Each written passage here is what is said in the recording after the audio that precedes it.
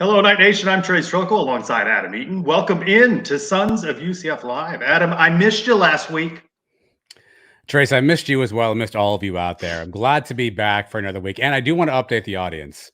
I was challenged on a recent show to grow a soul patch. This is the best I can do right now. Trace has the mustache.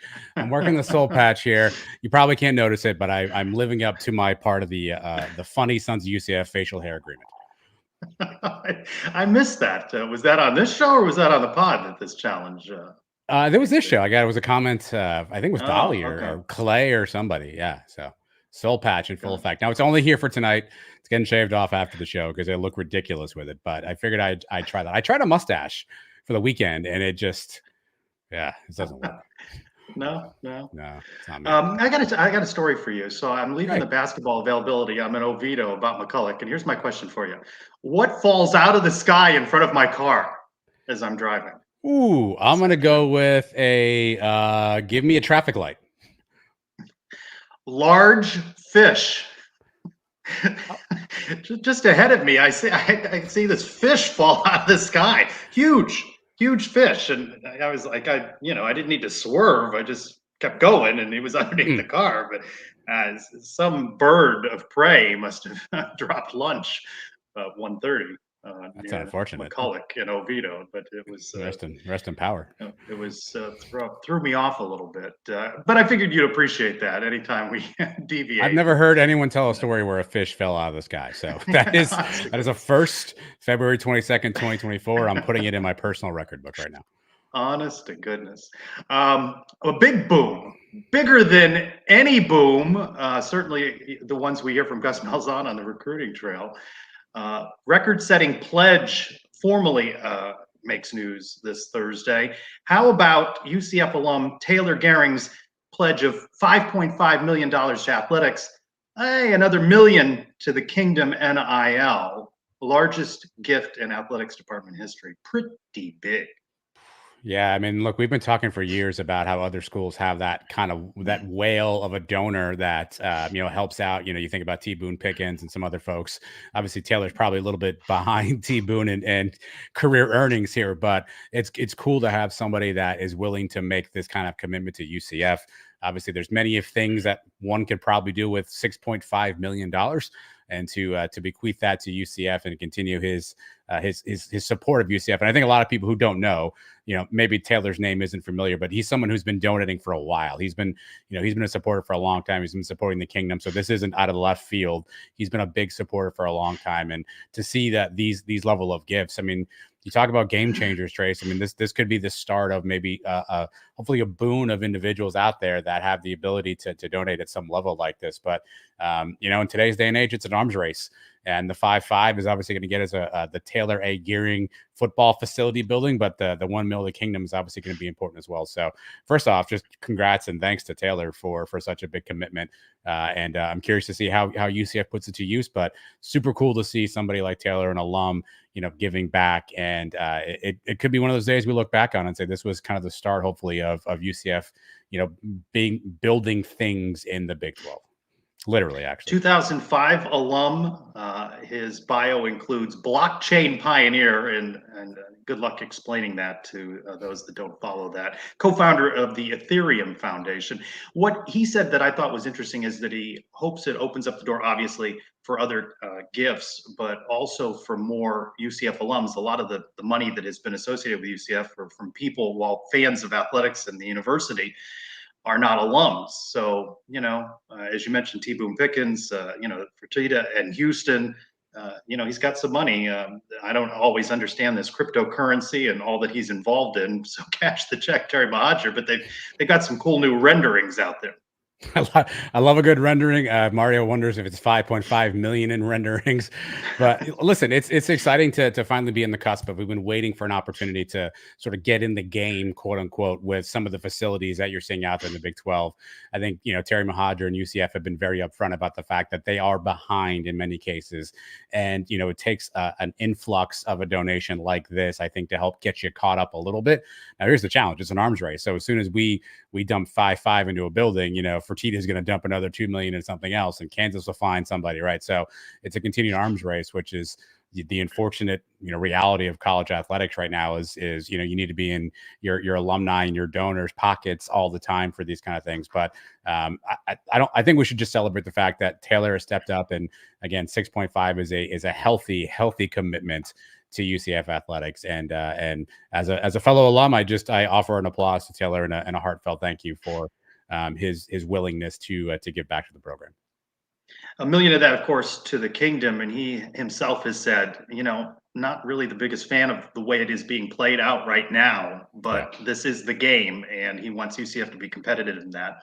Speaking of the game, a lot of changes being discussed in college football. One of those coming Thursday, SEC, always in the mix. The SEC, as the SEC goes and says, everybody else follows. But wanting to move the early signing period, I agree with them on this, to the Wednesday before conference championship games, basically making December a dead period. When you look at what's happened now, we talked about National Signing Day as an afterthought, right? UCF released all the transfers and made them available in National Signing Days, period, right? But you've got that, you've got bowl prep, you've got the wind down of the season. Too many things are happening. So this seems like a change that is going to have coaches and athletic administrators behind. Yeah, I mean, Gus has talked about this a lot. Something's got to give with this calendar, right? With, especially for teams who are in bowl games, it almost felt like you were being punished because you're trying to prepare for bowl practice, yet you're trying to be on the road securing recruits. There's last minute flips that are coming in, right? So it's almost felt like you were being punished if you had a bowl game. I think last year, what UCF had to do, its early signing day press conference at some random Marriott hotel ballroom in Tampa because they were there for the Gasparilla Bowl, right? So I think this helps coaches, solidify that class, understands, what your transfer portal looks like. I also read in that article, Trace, I don't know how true this is, but there was a movement, and I don't know if this is SEC driven. It seems like that would be the impetus to do any change in college football right now, is having transfer portal guys sign letters of intent, which is not something you do today. So something that was also on the table. And I think at this point, we're going to talk about some of this other stuff at length here in a few seconds, but college football and college athletics is just void of a real strong leadership position. And I think it's good to see that coaches' feedback and coaches' perspectives are being taken into account, and that there's some voice that's being lent to making changes that are for the positive. But, I think with the way the system is right now, there's so many things you could look at, so many changes that could be made, that it's hard to know what impact this will have until it really goes into effect. Of course, UCF has been in Gasparilla Bowl, Military Bowl. They would have avoided that if they had played in a later bowl game, right? Hopefully, details. Yeah, hopefully that opportunity comes, being in the Big 12 contending. And of course, they're already tinkering with the postseason now. They can never leave well enough alone. One of the things we talked about was the discussion of a 2-minute warning. We talked about that on Around the Kingdom, and then they're talking about changing this playoff format. This is why you study what works so well in the NFL with record-setting audiences year over year, and college football still screwing around with the playoff format, going to go from 12, talking about 14. Greed gets in the way again of what could be just a good format with home games on college campuses, still trying to shoehorn these bowl games into it. What do you make of it? What would be your preferred format? 12, 14, 16, more than that, perhaps? I honestly don't know, Trace. Let me see the 5+7. Like, it's literally only a week old, and we're already talking about scrapping it. It hasn't even taken form on any playing field at this point in time yet. So let me see what that looks like. Let me see how that feels, how that works. I know there's going to be quirks. There's always Notre Dame to figure out. And obviously I already read an article where people were talking about the bowl director guy. So the head of all the bowls, his name escapes me, but I'm sure he's really important. He basically said, hey, the first round of games is supposed to be on campus. And he's already kind of positioning with, well, I wonder if we'll change that after a while and go to those first bowls in that first round. So everyone's posturing for position. Everyone's politicking for their particular angle. And again, I say it, this is where college athletics is void of some sort of a leader that can make decisions unilaterally. And again, you can hate commissioners of conferences all you want. You can hate Adam Silver. You can hate Roger Goodell. That's fine. But they're at least a single authority voice in their leagues, respectively. And they're going to make decisions with the best impact. Here's the thing about 14, Trace. Think about this for a second. So in a 14-team playoff, which is essentially the NFL model, right? You're probably going to do this. You're going to have 2 byes, right? And the rest of the teams are going to play. Which 2 conferences do you think are going to get those byes every year? SEC and Big Ten, right? ACC? No. SEC and Big Ten are going to get those buys every year. So you're going to have maybe a Big 12 conference championship like a UCF who's going to win their conference championship, be the third seed, and have to go play now another game on top of winning their conference championship game and have to now sweep the playoffs in order to win a national championship, where the SEC and the Big Ten school will get that week off, right? So I think there's already disadvantages from that standpoint. But it sucks that let me see the 12 team model on the field first before I opine on a 14 team model. Maybe it will work. Maybe it's great. I don't know, but we're already changing things to change things. And you said it perfectly. A lot of short-sighted, short-term decisions are being made right now, and they're being made in the auspices of money and inclusion. Who's thinking about 5-10 years down the road and what this impact has? Nobody is. And that's where I think you need somebody to step in and be that person, be the leader to make these decisions and think not just about who's going to put money in their pockets in 2025, but what's this going to look like in 2030 when, you can't unseat some of the changes that took place. The best postseason they have is March Madness for basketball, and they want to mess around with that format too. They want to get rid of, some of the auto bids, and it's constant change. It is the hallmark of college athletics. But sometimes they don't leave well enough alone, right? FCS model has the home schools hosting. It seems to work out just fine for them, right? Again, they're still trying to shoehorn things into the bowls. And what about the student athletes? When are they taking these classes during the month of December when week after week is another round of playoffs and bowl games? And I know UCF Mike has talked about this. How do you go to all of these things unless you're Taylor Gehring?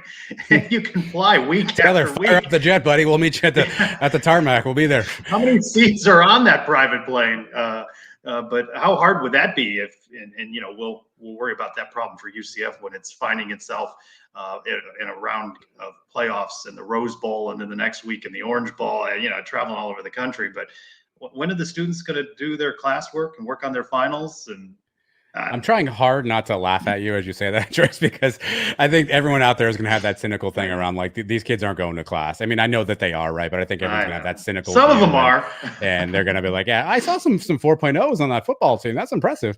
But listen, I think if you put a pie chart of the things that are important to the college athletics world, I think academics would have the smallest slice. I wonder.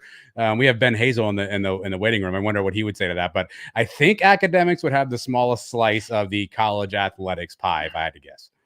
Yeah. Well, you mentioned, Ben, we're going to talk men's basketball now a little bit. Knights in the midst of a 4-game losing streak. A tough one at home at Cincinnati. And then, we looked at that Cincinnati, West Virginia game on the road as a chance to pick up some wins. And the Knights drop those now in the midst of a 4-game losing streak. Again, close, but they get off to a rough start in Morgantown, and they can never catch up. Yeah, it just seems like there's something every night, right? Either shooting is off, like you saw against West Virginia, rebounding is off, 1 or 2 possessions on defense where a guy gets past you. Darius Johnson probably got hit on that last play, maybe earned some free throws. You don't get a call, right? There's one thing that seems to bite UCF in every game, and this just might be the growing pains, Trace, of being in the Big 12, and you're taking your lumps in year one, just like football took their lumps in year one. Elo brought this up on Around the Kingdom. Volleyball took their lumps in year one in the conference. This could just be the lump-taking portion of the schedule, but it feels like there's one thing every game where you go, man, if you just make 3 more threes, we're in this.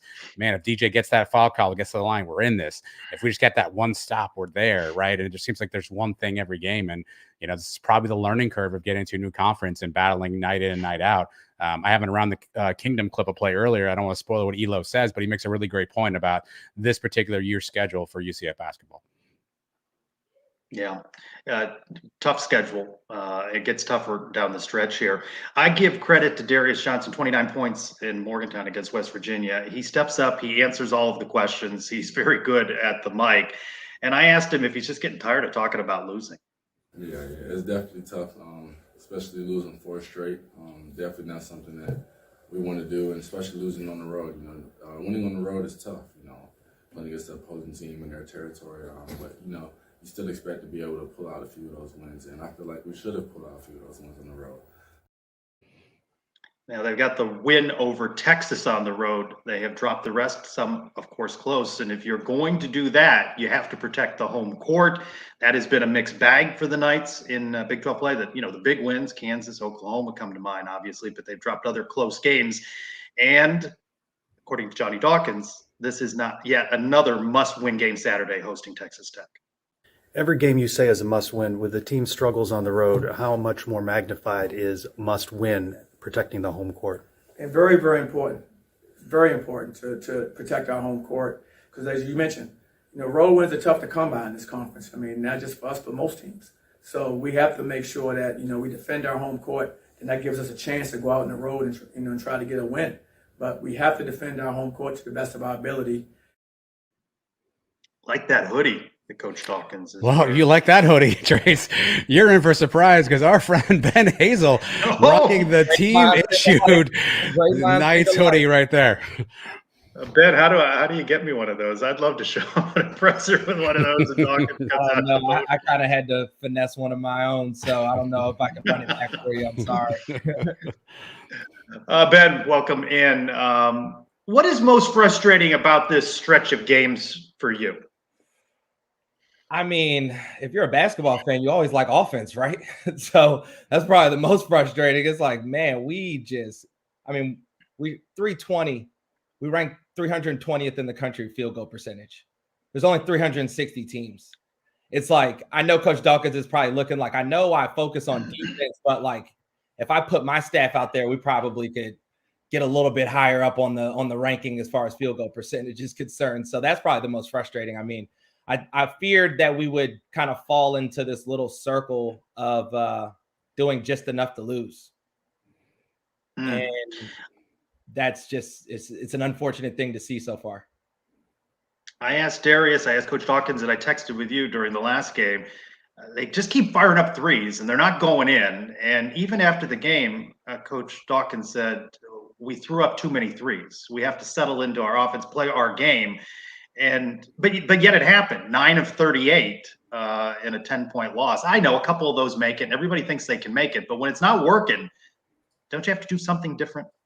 Yeah, I mean, probably just piggybacking on the offense and why it's so disappointing. I mean, really, when you look at it, you're like, who's kind of responsible for this? Like, why can't we? Because you always ask me that question during the games. Why can't we start better?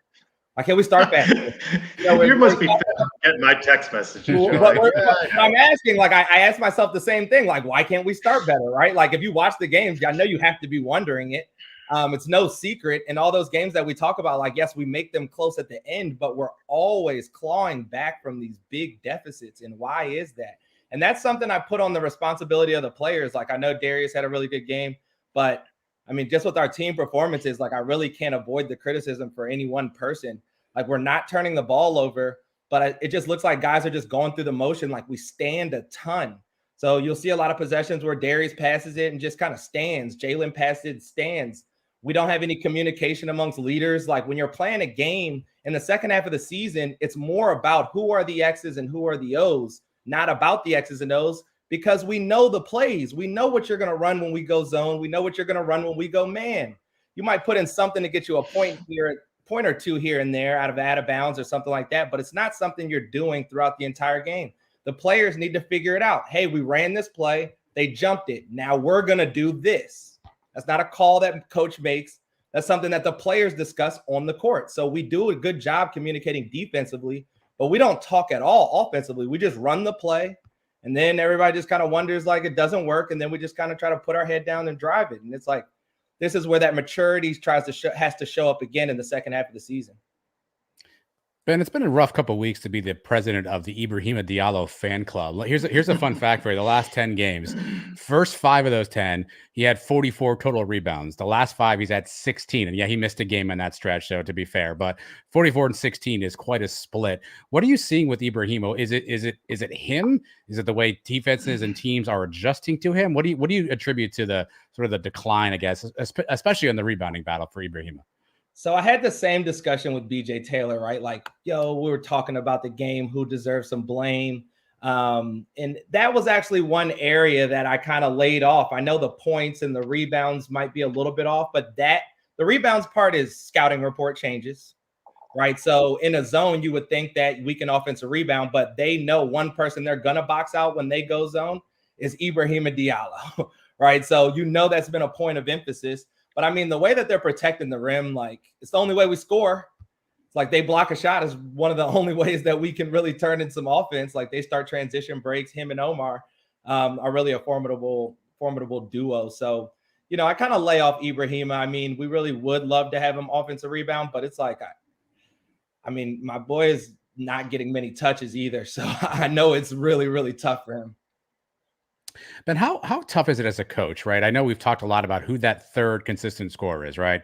Some nights has been Shamari, Antoine Jones has had some nights, Chi-Chi's had some nights. How difficult is a coach to like go into a game and not yet and really know who's going to be that third guy and have to sort of figure it out, let the game flow in, but before you know who that third guy is? How challenging is that as a coach? I don't know if it's frustrating, right? So one thing that you have with all these coaches is they understand what it takes to earn time to be successful on the court and kind of how you have to approach it. And that also requires some competition amongst your teammates. So when one guy is not playing that well, you hope that the guy behind him is motivated that, hey, if I could just come in and make a few shots or get a few stops to really help our team win, I will now get those minutes. But nobody seems to necessarily kind of grasp that concept. Like, hey, if I do that in practice and in the games consistently, those minutes will then officially become mine. So I don't know why it's not necessarily translating just yet or anybody's truly grasped the concept. But I mean, there's a lot of opportunities for a lot of guys like a Thierno Silla, right? Like if he's like, hey, man, if I just committed to making 2 shots and getting about 5 rebounds, maybe a block in there, no bad turnovers, he would. And one less technical foul too, by the way. Yes, less, excluding the headbutts. He would play a ton more, right? But those little things just get overlooked. Like we have a lot. It seems like guys I want to go from, hey, like I'm not necessarily playing that. I want to earn my minutes through. Now I go for 25, and it's like you don't even need to do that. I thought with the Knights at 4 and 5, and they were going to see teams a second time, that would be an advantage for UCF, and so far that has not worked out. What each team is studying, Texas Tech is studying UCF, the game since, the game they played. What kind of adjustments would you like to see UCF make? That was a close game. I know it was a 7-point final, but they went to the free throw line there in the last minute or so. But that was a 2-point game, 1-point game. What adjustments would you like to see the Knights make against Texas Tech that can put them over the top of this one? Well, the number one thing that I want to see is more movement on offense. That's the number one adjustment that I want to see no matter what defense the other team is running. And I want us to be a lot more polished against the zone because we know it's coming. I'm surprised it took so long, but the way West Virginia committed to it and saw how much trouble it gave us, I know this will not be the last. So UCF needs to do what then to counter that if they start to see that not only Saturday, but more of that down the stretch? Well, it's like you said, right? We settled for a lot of jump shot in response to seeing a zone. We got to get downhill and we have to get to the basket. We have to be aggressive in everything that we do. We get tentative on offense. Like I said, just running that offense. We need to see situations where we can break it off. We need to try to find mismatches. We need to be extremely active in hunting points. We don't necessarily have anybody besides a Jalen that kind of hunts it in that way where they're looking to try to make a play, whether it be to score, whether it be to set somebody up that leads to a score.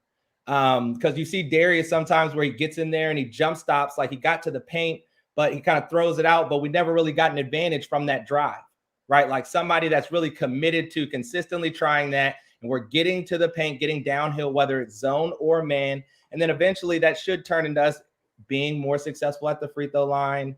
It should open up more offensive rebounds. And then we can kind of turn to some of those wide open threes because they're going to come. Ben, one of our good friends of our show, Robert, has a comment on screen here. CJ Walker hasn't seemed to be having an impact. How would you react to that statement around CJ Walker? I mean, CJ's really just had a lot of trouble finding a flow. He's been really in and out of the lineup.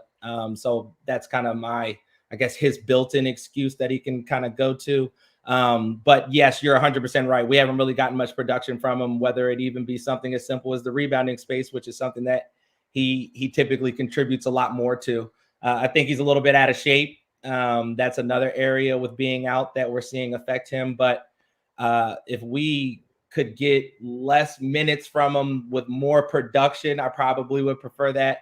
But he also kind of shoots those frustrating 3-pointers when he hasn't made a shot. And it's kind of like that is another example of guys just really just trying to do whatever just because they necessarily haven't gotten a flow, haven't gotten to touch it. So if guys can kind of get back to their roots, I think that'll also help a CJ. Take us to the mental side as a player, Ben. Obviously, losing 4 straight games, right? Things have obviously gone not the way you want to.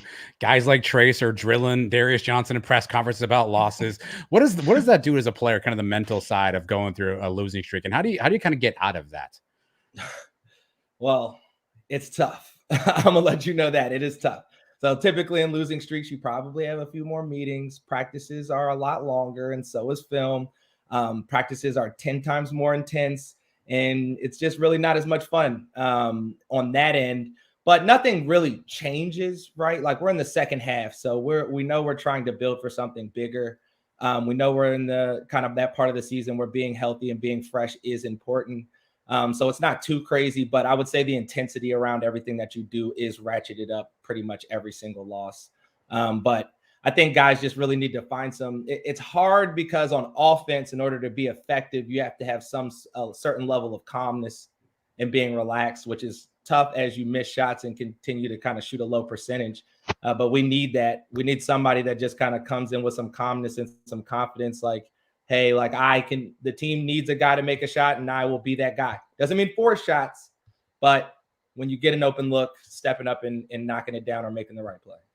Well, you've also spent a lot of time around Coach Dawkins. What is his demeanor like, you think, right now as he's trying to get his team out of the losing streak?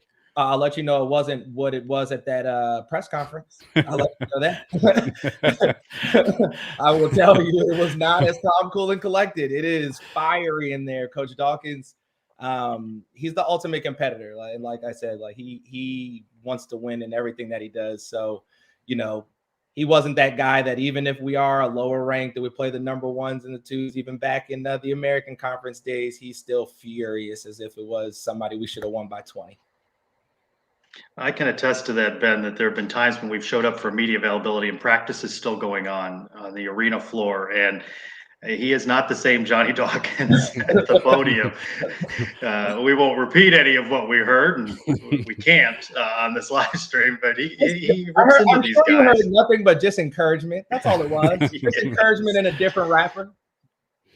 Of Texas Tech, Iowa State, and Houston, those are the 3 remaining home games. This season has just flown by now with just 5 games on the regular season schedule. It does seem like Texas Tech is the best chance of winning against a ranked opponent.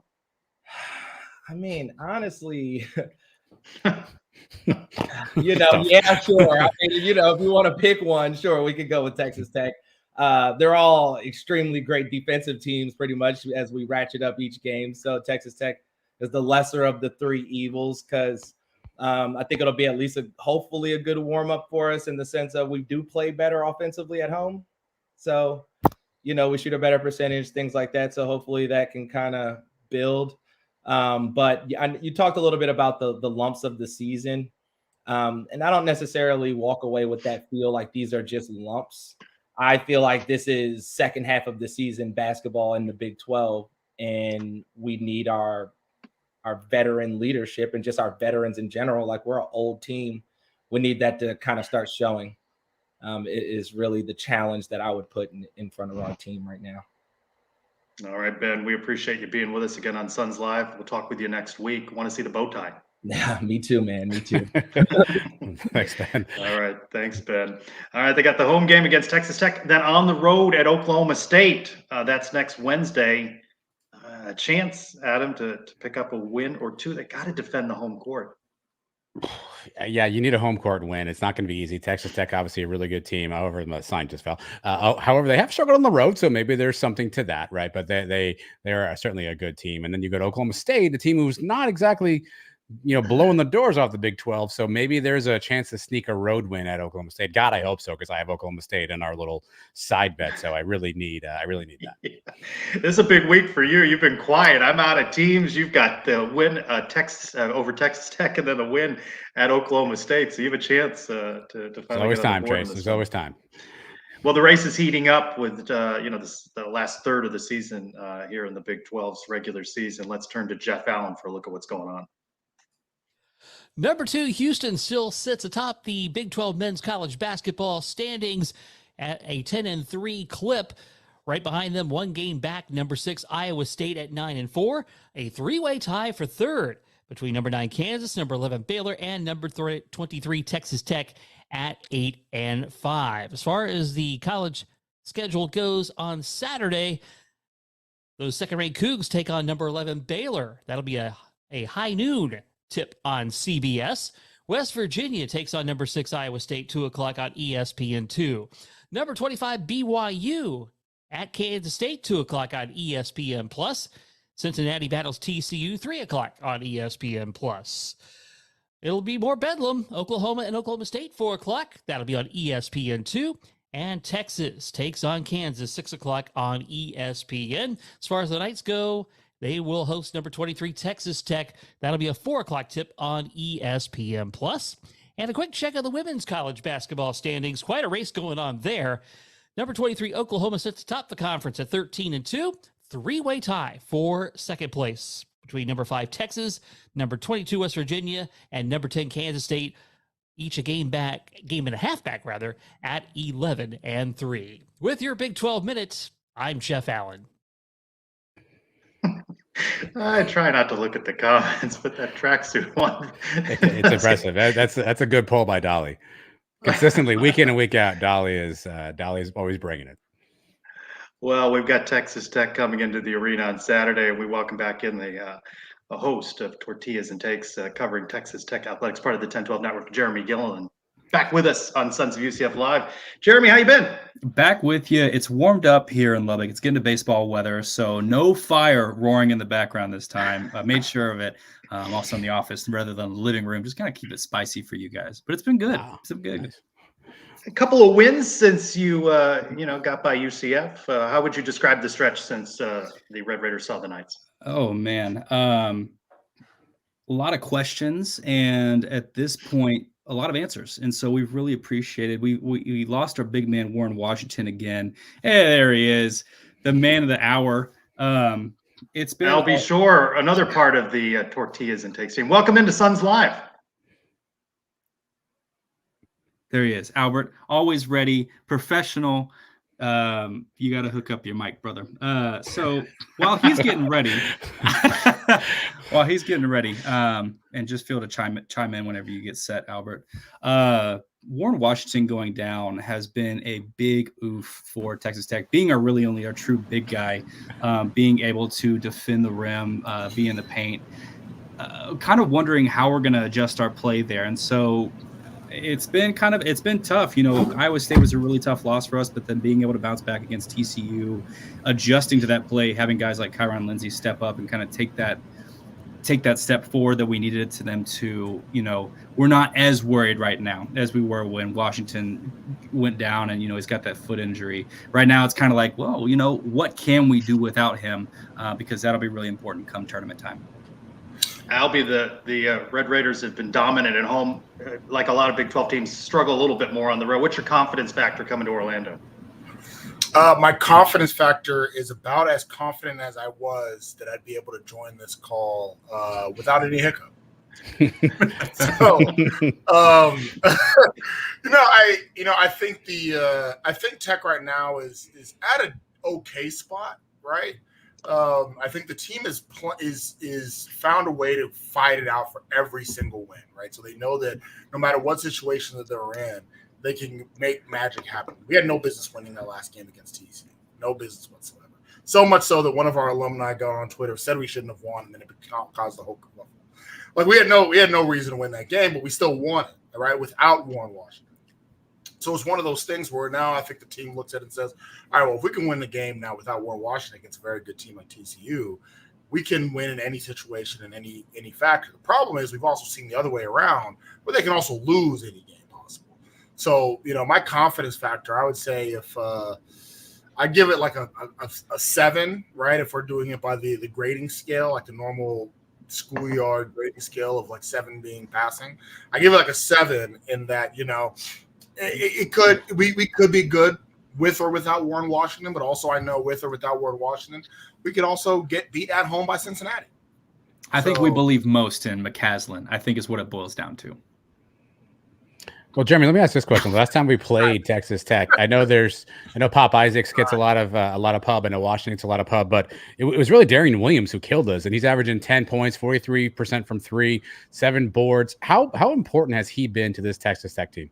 Darian Williams has stepped up in a way that, early in the season, we saw him kind of as a peripheral off the bench guy. We weren't really paying attention. We had guys like Devin Cambridge who were becoming electric before the season ending injury. Warren Washington during conference play becoming the player we wanted him to be. The focus was not on Darian Williams at all. He was an adequate ball player, enough to be on the squad for sure. But his role has dramatically increased as of late. And Albert, I'll let you talk a little bit on that. But I think that he's just slowly and confidently assumed more of a scoring leadership. If Pop's not doing well, Darian is not afraid to take a shot. And he's taken he has a really good shot selection thus far that's made him kind of a reliable guy whenever one of our more main guys are not feeling up to it. Yeah, because I'll say this. Devin Cambridge going down early in the year was a huge loss. Stopped us from getting the natty. It is what it is. It is what it is. It was a really big loss, and it was a big question of who's going to be the guy to fill his shoes. And almost immediately, Darian Williams kind of rose his hand and said, "Hey, coach, I can be that guy." And he's done a good job of filling in the roles of being Mr. Do Everything. The difference, I think, between earlier in the season, the beginning of conference play, and now is that now he's really taken a big offensive step. Because like Jeremy was saying, you got, Pop has been Pop's kind of the star offensively, even in the shooting struggles. But you got Pop. Chance McMillan's really taken that 6-man role of still also being a great scorer. But when we've needed other buckets to come elsewhere from the perimeter, you can rely on Darian Williams to just take smart shots. To just say, hey, I'm going to take the mid-range shot because it's given to me. Hey, I'm going to do the thing like driving into the lane. And that's the reason why also his field goal percentage is so high, because he's not going to chuck it up like Pop and McMillan will. He's just going to do the smart play, make the smart play, take the smart shot. He's a coach's dream in that you're not going to really be yelling at him on the sideline very often. You might yell at Pop and Chance a little bit and Warren a little bit, but you're not going to really yell at Darian because he usually makes the smart play. And what happened the other day where he put up 34 points is just he got hella hot. He started making a few smart shots, and then he's like, let me try a 3. And it worked. Let me try a contested 3. And it worked. Before you know it, he couldn't miss. He could have tried a half-court shot and it would have went in.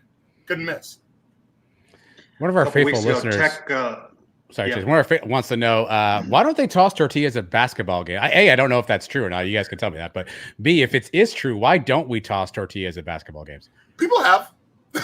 People have, mostly because it's a court. That's really the biggest reason. It's harder to clean up. That's the impediment, Albie. Is it's harder to clean up on court. Do they toss the tortillas at other sports then? Baseball, softball, other sports? Not really. It's a football thing. People have. It's not a big thing. It's not as much of a thing. I will say, when I was at Tech, we didn't throw tortillas. Funny enough, late 2000s, we did not throw tortillas. It was lore. I think when did it actually start? I think it started in the 90s, Jeremy? Yeah, late 80s. Started in the 90s. It was a thing for a little bit, went away for like 15, 20 years. And then in the early 2010s, the student body was like, you know what? Let's bring that back. Let's try that again. Let's bring that back. And then it's been a strong thing ever since. I didn't enjoy tortilla tossing when I was an undergrad. I completely, went away from me, and then I come back, maybe like 2014, 2015, and I'm like, oh, you kids are doing something new. I like this. Cool. Yeah. Now, where are you putting those tortillas? How you get them in the stadium? Oh, never mind. Security just looks the other way on this. No, they don't. That's the problem. No, they don't. I tell people all the time, do not eat the tortillas. Don't put them in your mouth. I can't remember what player did this after they beat Tech. It was Oklahoma State. Yeah, they decided to put it in their mouth. I'm like, that is on you, okay? Because you can't bring them in the stadium. And security, I think they're a lot more lenient now than they used to be. But they used to make you throw it away, which means that you have to find a way to get it in the stadium without security knowing. There's only a few ways to do that. Let's not ponder. Put the tortillas. In the game a couple of weeks ago, Tech led wire to wire. But what most impressed you guys about the way UCF played that game? Albert? So I will say here, I got a confession to make to you guys. More friends here, right? Earlier in the season, Jeremy and I were talking about the teams in basketball. I'm throwing you in this. Okay, I'm not going by myself, Jeremy. We're talking about the teams in the Big 12, and we were saying, and I want to say this before we play Houston. We were saying that Houston being one of the better teams, and Houston and Kansas and Iowa State. And it's not like we're gonna have to prepare for this team as opposed to like playing a team like UCF, right? I made those. That was an actual line on one of your shows. That was a line on one of my shows earlier in the season. Okay, give me grace. It was early in the season. I thought y'all were gonna suck. I'm not gonna lie to you. Fair. I have, however, since then. So did a lot of our fans. Just so you're. Yeah, it was like maybe 2 months ago. To be fair, actually, it was before the Houston game. And since then, I have walked back those comments quite a bit. Actually, I want to say, I'll tell you exactly when this statement was made before y'all played Kansas, because I made a joke about y'all getting whooped by Kansas, and then you beat Kansas, right? So since that time, I've actually not only watched more UCF basketball, but also been very impressed by the job that Dawkins and company has done. I think your team in that game against us, I will say this is at a home game, and and we are much.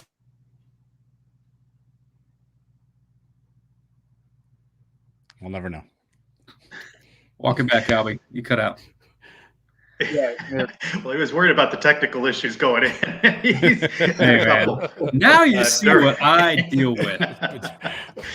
We've all been there. Let's wrap up with this one. Jeremy, Tech gets out of Orlando with a win. What happens? So kind of the key that Albert was honing into earlier with TCU that we really had no business winning. The difference in that game was Kyron Lindsey. So Kyron Lindsey transferred to Texas Tech from Georgia and was seen as kind of, he was, I think, as a high 4-star when he was recruited out of high school, was seen as, everybody likes to get a high star transfer. And the frame on this, he's a very large human being and certainly has a lot of upside. But when he was kind of write down everything you said, put it up to the camera, Albie. When he came to Tech, we just never saw him. And there was this big conspiracy and like a fuffle, like, hey, like I think him and McCaslin are beefing because he won't give Kyron minutes, like free Kyron Lindsey. And then there was a post that Kyron had of his, like he was sitting in his locker, but his feet were on his jersey, right? And so people were like, oh, he's disrespecting the university, all this stuff. But the noise was just noise. And so with Warren Washington going down, we kind of shifted towards Robert Jennings being the guy. But Robert Jennings really hasn't been a good rebounder for us, a consistent rebounder. He's been not too much of a liability, but enough to get Kyron minutes. And so when Lindsey played this last game against TCU, he showed a lot of really good IQ along the way. And the reason that we won that game is because Lindsey battles for the ball under the basket. He is an excellent rebounder, and he is like for my opinion, he's the only guy who's wanting to box out, and we need that desperately. And so with Kyron on the floor, our offense just operates differently. We're able to put up better screens. Our defense is a lot more efficient at getting rebounds. Tech gets out of Orlando if Kyron Lindsey has a decent game, for sure. I ain't gonna lie to y'all. Tech gets out of Orlando. Back. Final word. Oh, well, we get out of Orlando if we just rebound, really. Hey, story of this season.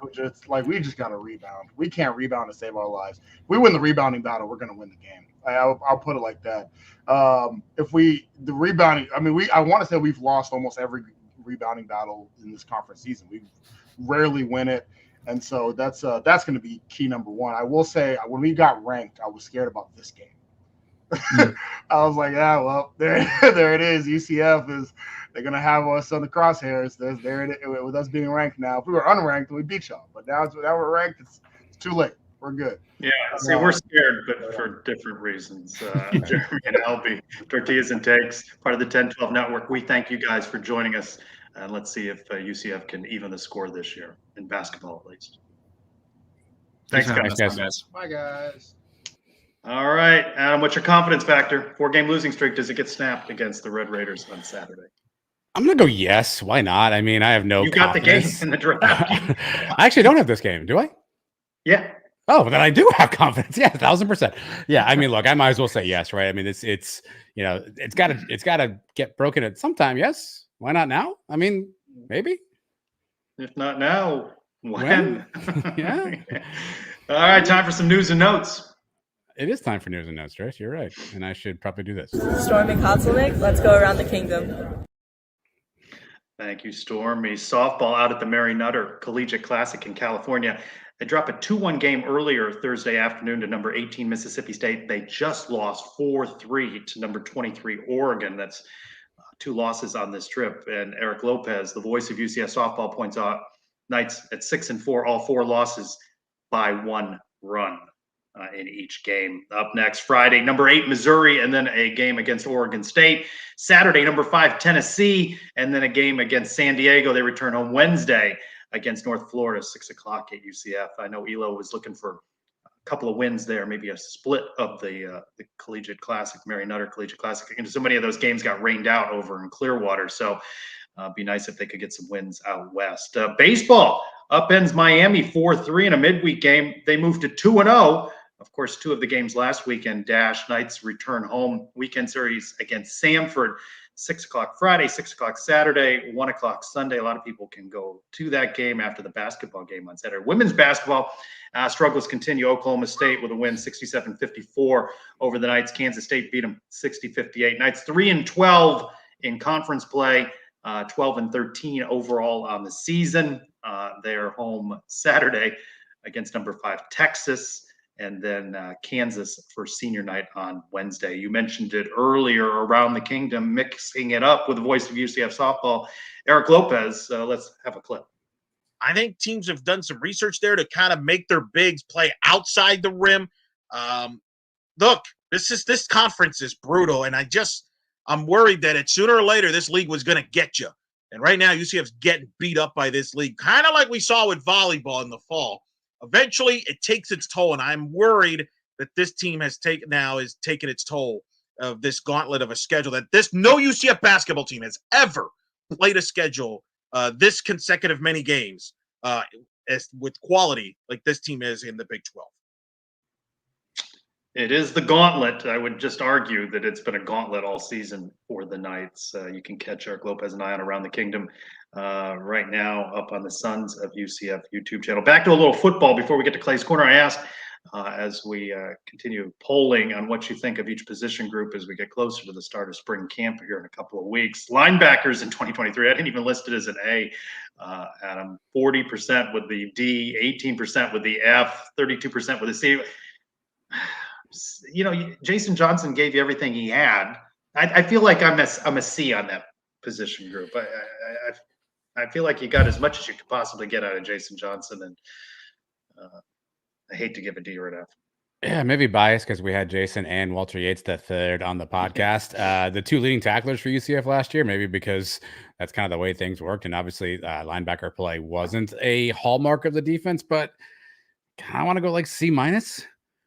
I think really what the problem was the depth, right? If one of those 2 guys had to come off the field, I think that's where we struggled with depth. I think Ryan Davis, Isaiah Paul, weren't the players I think we hoped they would be. Cam Moore, still a young player coming into the game. So I think the depth was really what hurt UCF in the linebacker core. And we've talked about it, right, with the quarterback at KJ Jefferson is on paper, right, and through his work so far, looks better than John Rice Plumlee. What the Knights have brought in through the portal, there seems to be improvement in the offing, but will it be enough in a very competitive Big 12? UCF losing at West Virginia in basketball. Remember when the Knights were in the midst of that 4-game losing streak and West Virginia came to town in football for homecoming? I think a lot of Knights fans thought that was going to be a win. Let's revisit that with Clay Pasco in Clay's Corner. Week 9 against West Virginia. West Virginia goes on the board early by quarterback keeping to the end zone. UCF responds by throwing the ball into double coverage to Kobe Hudson, who still comes down with it. On 3rd down, DeMar Henderson gets a pass interference penalty to give Mountaineers a 1st down. Defense holds up, and West Virginia settles for a field goal. JRP throws the ball up to Javon Baker, and the ball bounces off his cleat and is picked off by the West Virginia defense. This is also the play that people watching thought that the commentator dropped an F-bomb. What a funky interception that was! West Virginia uses the interception to score on us again to go up 17. RJ Harvey with his trademark big boy run to get a huge gain. In the red zone, JRP quarterback keeps for a touchdown to make the score 17-14. West Virginia then tries pitching the ball to their running back, who drops it and gives it to Damari Henderson. Both teams end up going 3 and out to end the first half. Knights get the ball back to start the second half, and JRP confuses the West Virginia defense for one of his receivers. JRP just might be colorblind. Again, West Virginia uses his turnover to put up more points, changing the score to 24-14. UCF finally responds, and the stunning catch is made by Javon Baker. The catch goes under review, and the catch stands. However, Plumlee gets completely obliterated and fumbles the ball to the defense.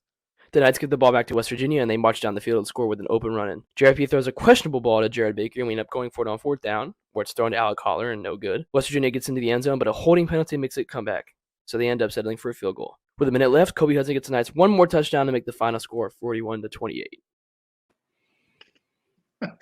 The alleged F-bomb. Do you think you can clip that? We could use that as a sounder at some point. Just drop that in from time to time. I completely blocked that game out for many reasons. One of which was probably that's the time I think we all hung out in the cabana. But I forgot how bad that game was. That sucked. My God. Was that the game I ran into Mike after the game over at Burger U and he Yes. saw me? He's like, Trace! That's the game where Shaq said West Virginia dies today, and then we got our ass kicked. Yeah. That's right. Well, it is that time again. Which intro are we using this week? Well, we're going with the best one, Trace. So it's a mailbag. So what? So what? Do you know whose mailbag that is? It's that time again. Time to open the Brian W. Peterson Sons of UCF mailbag. Oh, hell yeah. That's never going to go away. No, why would it go away? Nah, I like the Seinfeld. I didn't give Dolly enough credit for that last week. That's a big pull too, because I don't know. That's a deep cut. You have to know that's there. It isn't like a prominent part of the episode. That's a really deep cut by Dolly. Yeah, a lot of credit to Dolly on that one. There's so many buttons to push. A lot of credit to you for all you do behind the scenes, not only on Suns Live, but all of the Suns productions. It's a challenge running everything. I was paying attention to the comments. It may have been Robert who said, I think he's reading the comments, right? I was trying to read the comments. I'm trying to read a lot of things going on at the same time. I'll have to read. All right, mailbag time. At Jim_accosted, why is RJ Harvey taken so lightly? Basically ignored national pollsters, podcasters alike. There should be no running back conversation without RJ Harvey. And I think a lot of this still speaks to the brand, and UCF is not a big enough brand to be in that conversation in the Big 12. I think that we've always been at our best when that chip on the shoulder and the underdog, and I think that's just going to fuel RJ Harvey. You can tell with some of the comments that he makes on social media, he doesn't care for being ignored either, but I kind of like it a little bit at this point. Yeah, I think honestly it's a direct reflection of the season we had last year, right? UCF wasn't obviously a team that was contending. I think you get forgotten about it. You assume it's just garbage time, touchdowns, all that good stuff. So I think a better UCF team with a better record, RJ Harvey gets the credit he deserves. At Riley Carey 16, what do you think, or who do you think, rather, starts a quarterback in 2025, Colson or Trujillo? What I like about that question, though, is that it's not the mystery transfer portal quarterback to be named later, right? Who knows? Who knows? A lot of upside with both of these guys, but I do like the idea of homegrown guy getting the nod. I mean, the coaches seem really high on EJ Colson. I guess we're counting out Dylan Risk. I guess thanks for coming out. Thanks for your service. I guess we're counting out. I think Timmy McClain would still have a year, so TYFYS to Timmy McClain as well. So I guess we're counting those two guys out. Give me Colson because I have to pick somebody. Grillin 24Q. Asking about, possibly FSU leaving the ACC, which I thought was interesting that they opened the door of possibility that they might be able to negotiate an exit fee. But he's asking, who do you think the Big 12 may add? Do you keep expanding? Do you try and pluck some of the ACC schools? I saw another article that said it's not good for the Big 12 if these leagues keep disintegrating, right? Then maybe you get lost in the shuffle too. I don't know. Is it going to be a Super 3 if you dismantle the ACC? I think Brett Yormark is famously saying the Big 12 was open for business. I don't suspect any reason why he would change that stance. I think we talked earlier, the SEC and the Big 10 are clearly trying to separate themselves out. If you're Yormark, you can grab a Miami, you can grab a North Carolina, schools that have a little bit of name cachet and try to get yourself into making it a Big 3. I think I think Yormark's proven he is he's an aggressive deal maker. I don't see why he would stop, and I don't see why he wouldn't go after some of those bigger brands. At @BlackGold_Ed, in honor of the great Toby Keith, do you wish you didn't know now what you didn't know then about men's basketball? I'm not as familiar with Toby Keith's work, but interesting question. Fun fact: I couldn't name a Toby Keith song if you gave me a CD that said Toby Keith on it. Do they make CDs anymore, by the way? So, I mean, look, I think we all thought that the team was going to be a little bit better than maybe we anticipated, but we also had super low expectations, right? So, but I think from, I've been pounding the drum from the beginning of the year that this team was going to be about vibes. They're going to have some fun. Let's enjoy the ride. We're going to be in some games. And I think, all things considered, if I told you this was the season we'd have it, although the win-loss record won't be where we want it to be, there's been games where you have to watch the full 40 minutes, right? That's right. And I think there were times where we thought 16 minutes in, we'd be turning our TVs off and going out and mowing the lawn. And you got to watch the full 40 minutes now and see how UCF loses, unfortunately. But it still keeps you captivated and at least give you some hope that, maybe, just maybe, this team can take a trend upward at some point. At Cass City J asking this question before UCF's game at West Virginia. 6 men's basketball games left, 2 of them being against the only teams below UCF in the standings. Will UCF win 2 out of the next 6? Well, they lost the opportunity at West Virginia. They've got the game at Oklahoma State. It's tough. It's tough. They could, TCU just took Texas Tech to the wire. None of them are easy. They could lose all of them. They could win some of them. I don't think we know. I just think they're going to be in games and they're going to start off rough, right? I really need them to, Trace, because I still have a chance to win our side bet here. So I need them to win 2 of these next 3 games because I have Oklahoma State, Texas Tech, and TCU, oddly enough. So I need them to win 2 of these games. So, God, I hope so, Cass City. At OJT Feuds, wanted to talk about Cam Leiter, pitcher of the week. Looks like exactly the kind of guy the Knights could use. Oh, you ain't kidding me. 13 Ks in the FSU opener. Do you see an ace emerging on this team? That's a good question to ask Michael at Emptiness. By the way, doing great work with his articles, recapping the game over the weekend with the rainouts, but previewing ahead. Find that on Sons of UCF YouTube channel. Or not YouTube channel, the website. Maybe one day, Trace. It's too soon. It's too soon to say any of these things. We haven't seen enough. Credit for them. Yeah, too soon. Yeah, we haven't seen enough baseball. Yeah, we've seen too many rain clouds. Also, I found out I don't think Michael likes me calling his column the Cup Check Report. I asked him if he wanted to change it. He was like, maybe. So stay tuned. Maybe coming soon. Something other than the Cup Check Report. People like that, though. I thought so too. I was told recently that I needed to know. I'm not that's surprised all that. I was told recently I had to up my game in terms of flashy headlines and clickbait. So I'm trying everything I can here. I'm trying to encourage Michael to join us on the live show and talk baseball. So all of you in the chat, encourage. Okay, all right. Cup Check. It stays. It stays. You guys all read that right now. It stays. More than you know, Michael. More than you know, buddy. At Golden Knight _2, what's the dumbest rule in any college pro sport that is still used today? That's a good question. I still think college overtime to me is dumb when they're going for safeties thing. I don't like that. I think that's silliness. I don't like the spot foul on pass interference. Right, because basically you just chuck it up and get a penalty, and you get 92 yards, right? Because if you get the ball where the foul was, and then illegal hands, illegal contacts, only 5 yards and a first down. I think we gotta regulate that stuff on the football side. I also don't like the fact that you can't advance a fumble off a punt. I think UCF had that issue in maybe the Fiesta Bowl in 2018. I think it was not the Nard Span. Somebody last name I span, number 83. Literally, like LSU fumbled and muffed it right to him and he ran it in, and apparently you can't do that. We got to change that rule. If you can't catch, it's not my fault. When the quarterback snaps the ball, throws it into the ground. But that's not grounding. But throwing it out of the field, there will be grounding involved in that. I just like when you spike it right into the ground, not grounding. At 2 letters, 2 words, Robert.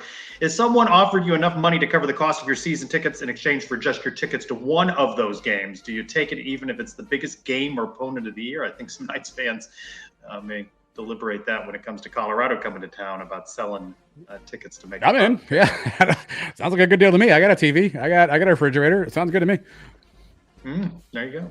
I can't remember. I forgot to put who asked this question. You remember who asked this question? I copied the question. I forgot to copy who sent it in. With all the Frankie Valley hate, will UCF be better served playing the Lauryn Hill version of "Can't Take My Eyes Off of You"? Could Night Nation make this compromise, or is it still grasping in the air? I don't think that song fits at all. That's a hard no. It doesn't matter to me who's playing it. Yeah, it's a hard no. I'm looking. Did you want to filibuster here while you roll through Randy? Randy. Thanks, Randy. Yeah. Randy UCF or Randy Polito? Randy Polito. I love you, Randy. Polito sent that in. Night Fan 94. What's your favorite movie theater snack versus game day stadium snack? I'm not a candy guy, so I'm not a candy guy. So movie, I guess popcorn. Game day. Beer count. That's probably my most purchased item at a sporting event would be beer. Second, I love a good nacho. If it's I don't like that, like that squeeze cheese situation, but if it's a decent nacho, I'm good with that. Have you ever bought popcorn at a sporting event or a UCF game?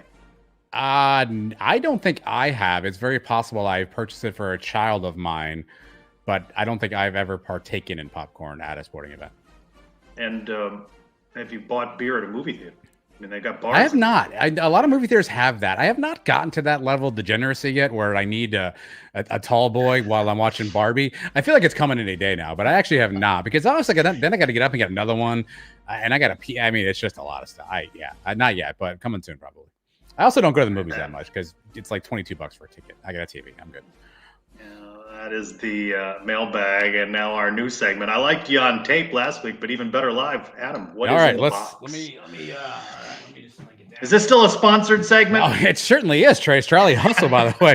Promo code TEN1215 if you need any gear from Charlie Hustle. They got great UCF stuff. So we've added some new stuff in here, Trace. Let me rummage. I love a good rummage here.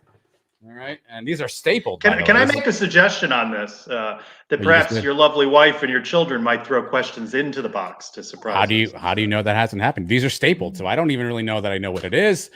All right, here we go, Trace. The dumbest way you've ever injured yourself. The dumbest way. Tennessee. I was in Tennessee, and it was on this, I don't know how to describe it, like go-karts down this slide, this cement slide. I was racing my sister, and I flipped the cart on the slide and sort of slid on my arms and part of my face. So that's when I worked in television. So it was off the air for a few days, recovering from that situation. I tore my ACL playing ultimate frisbee. That part of that story. Part of that story is I caught the frisbee and we scored, and I could feel my knee give out, and guys came over to lift me up after I fell, but I had landed in a fire ant pile. So I felt immense pain in my knee, and I was being bitten by ants all at the same time.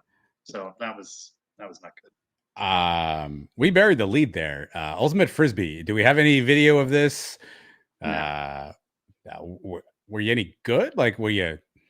I caught that score. I don't know that I was any good. I'm not really good at anything, but I'll try. Fair enough. I have two options. One's more embarrassing than dumb. And I was in high school. I was playing basketball. I had cherry picked and not got back on defense, and my team got a steal and threw it down to me because I had, of course, cherry picked. And I took two steps, so one off my, I guess, left foot, and then I went to my right foot, and it gave out, and I broke my ankle on a wide open layup with nobody anywhere near me. That's probably the dumb one. The most embarrassing one was, circa 2005, I think. I'd gone out for a nice jog, Trace. It was a hot, sweaty afternoon in actual South Florida. Gone out for a nice jog, and I lived in a gated community at that point. And I was really trying to finish this thing up. I was gassed. I wanted to get home. I had just probably a half mile to go. And as I turned into the community where I lived, a car also turned in at the exact same time. But the car has to stop at the gate to get waved through by the security guy. So I said to myself, I need a challenge here. I'm racing this car to the stop sign, right? So I start just booking it down the sidewalk, man. I'm going to beat this car. I see the gate swing open. unbeknownst to your boy here, the sidewalk was less than level, and there was a little bit of a corner that was up above the other one. And we hit that corner, went flying head over heels, fell to the ground, scraped the knee, scraped the elbow, scraped everything. I walked back in my house, several moments later after that. And my wife said, "I thought you went running. What happened to you?" And I had to try to find a way to explain to her that I was racing a car, and it ended just like you would expect somebody racing a car would end. Oh, yeah, that one sounds painful. I thought of another one when I was a kid. We had a perfect yard for football, and we had these two trees that would line up great as goalposts. And I caught a pass into the tree, and I sprained. Thankfully, just sprained, but I caught the pass and then ran right into the tree with both my wrists. That was not great. Huh. Well, this is why I became sports editor of the Central Florida Future, now part of the Sons of UCF, because there's too many sports related injuries. Yeah, listen, I've broken every finger on this hand. This one's still crooked a little bit. Not trying to give you guys a finger. Broken both ankles twice. Both wrist twice. UCF Mike was there for a bunch of these too, so he can vouch for my various injuries. Lauren wants more stories, Trace. You want another question on the I mean, the audience is asking for more questions. No, okay, all right, enough. okay. That's enough for one night. I tried, But Lauren. Send in your questions, Lauren. Send in random questions. We'll throw them in the box. And was that one of yours, or was that from somebody in the Eaton household? I think it's mine. It's got my handwriting, so it must be me. Okay. All right. Well, it's been fun. I want to thank the guys at Tortillas and Takes, and of course Ben Hazel for being with us. Let's see if the Knights can snap this 4-game losing streak at home. Baseball back, softball trying to get some wins out at the Mary Nutter Collegiate Classic. Catch Around the Kingdom on the Suns YouTube channel, and Michael's article right now on sonsofUCF.com. Thank you, Adam. Welcome back to Suns Live. I'm Trace Trolko. Go Knights, everyone. Jar John, says this fella. Dalen Dotson, defensive end. Thank you for watching the Sons of UCF. It's a name to watch this year, Trace. It's a name to watch. Yeah, I agree. I like that. I like that name too.